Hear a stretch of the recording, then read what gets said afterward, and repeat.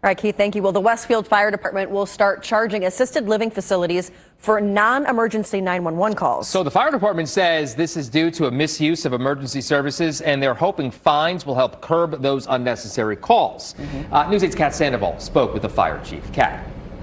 That's right, Phil. Now, Westfield Fire Chief says 25% of all 911 calls come from assisted care facilities. And of those calls, a third are non-emergencies. He says it's tying up the first responders from dealing with real life and death situations.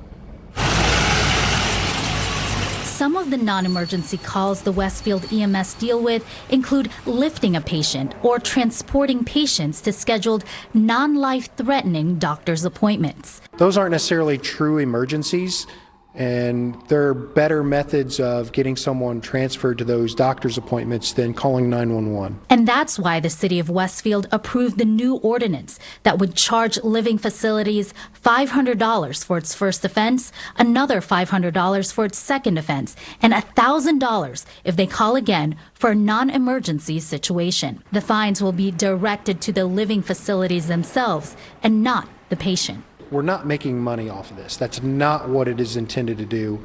It's intended to put the facility on notice that, hey, you're really not using 911 services the way that they're meant. You need to change the way that you're doing business. Chief Gaylor says there are various services available, like private ambulances that specializes in non-emergencies. The city currently has only 3 transporting medic units.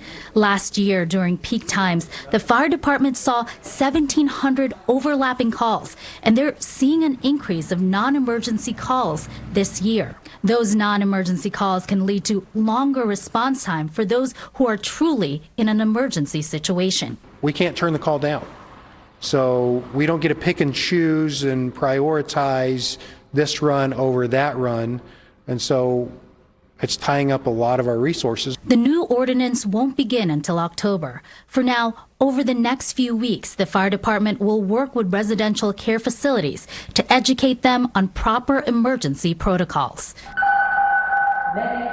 The fire chief wants to make one thing clear. Each call is still very important. They just want to prevent unnecessary, non-emergency ones. At the end of the day, when the bells go off, like you've heard, the men and women in the organization are going to hop on the trucks and provide service regardless of where it's at and who it's for. Now, I reached out to multiple assisted living facilities in the Westfield area, and I haven't heard back. I'm Kat Sandoval for Wish TV and WishTV.com.